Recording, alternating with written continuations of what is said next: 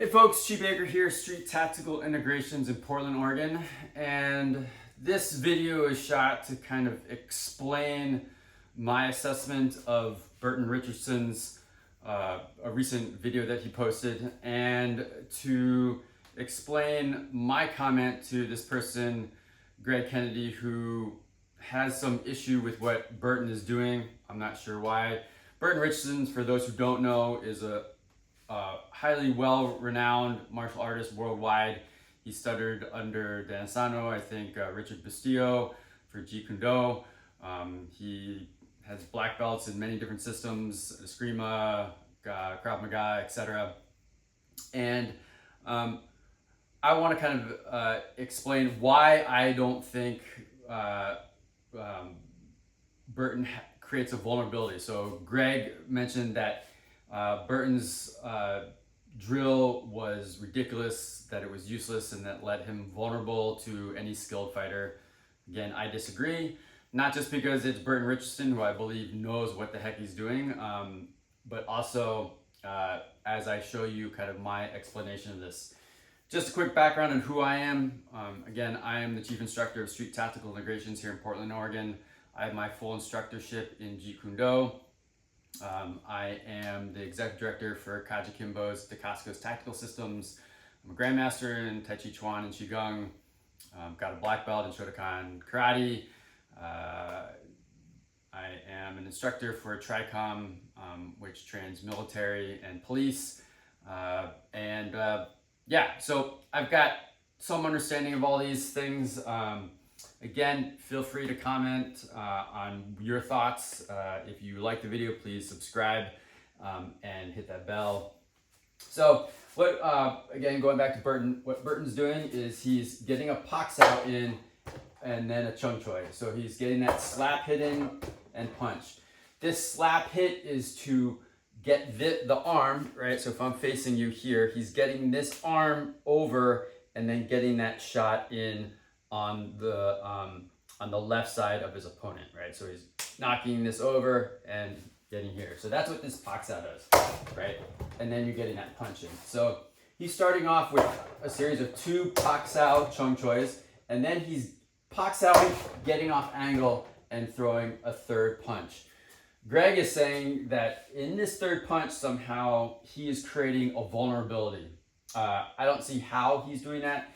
He's even getting more angle, right? He's getting offline here, managing the arm, probably swinging the body too, and then getting a punch on that left-hand side. So if this was happening to me, right, he'd be slapping here, getting more to this side, which makes it harder for me to strike, right?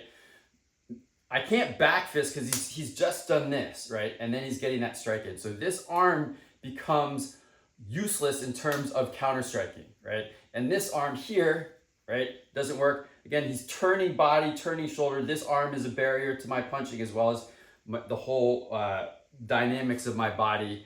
And then he's getting further over here, okay? So again, he's getting Pak Sao, Pak Sao, Pak Sao, Chung Choi, right? So it's 1, 2, 3, right? And that third one, he's getting off angle and getting, again, if this is me standing here, so I'm getting further away from that opponent, right? And getting that angle. So I'm actually making it even harder for Mook Jong to strike me. I'm gonna show you on my bob over here, and what I'm gonna try to do is give you a vantage point of what it would look like. Again, bob doesn't move the way a human does, and so it's gonna be a little bit contrived, but I'm here, right? I gotta move this guy a little bit. So I'm here and I'm getting the Pak Sao to the punch. Pak Sao punch. Now here, this is the third one, is he's getting that Pak Sao, getting here, and getting that punch in.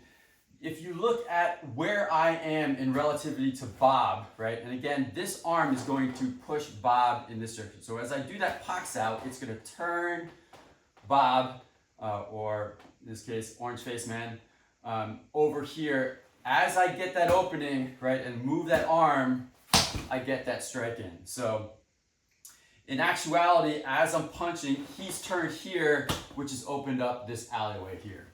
So it's here, like that. Here, like that, okay? I'm actually gonna give you a frontal view of this. All right? So I'm here, right? Again, Bob's arms are weird. Typically, your arms are gonna be up here like this in a more defensive position. But I'm pak-sawing punch. Here I'm pak-sawing, right? So I get that pak-saw in, right? You see where that arm, and then I get that punch in. So as I'm I'm managing this arm, I'm getting further offline and getting that strike in. Like that, okay?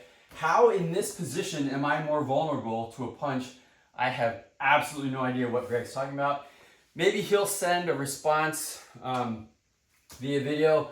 Again, I'm open to learning what he's got to say. I'm not saying that he doesn't have a perspective that might have some validity to it, but I'm not understanding what he's saying. Again, this is my assessment of what Bert's doing. I think it is, and it's a pretty kind of standardish JKD thing where you're getting that pak-saw and that strike in. Pak-saw strike, right? Right? And that's what Burton's doing. He's doing that, getting a good angle, getting offline, and then of course he can follow up with whatever strikes he wants.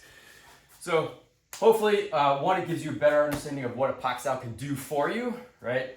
Of how angling off, what that can do for you, right? Getting that really good, again, Bob is gonna have to turn, right, to get a good strike on me. From here, again, because what I said is if I've knocked this down here before I've gotten that strike, he can't back this with this. Him trying to get his arm around is impossible, to be honest with you. So when I do that pak-saw, I'm coming in here. What I'm not gonna do is pak-saw here, wait a while, and then punch on the pak-saw punch, right? I call it a skipping pak-saw, is that I hit here and it skips off and goes right into the face. Like that, okay? Again, all these things we know are a little bit contrived. Human arms are more malleable, they move. People also, when they're in a bout in a fight, they don't have their arms faced like this, but that's what we can do. All right, guys, please, if you like it, hit like, please subscribe to the channel, and as always, serve and protect your community.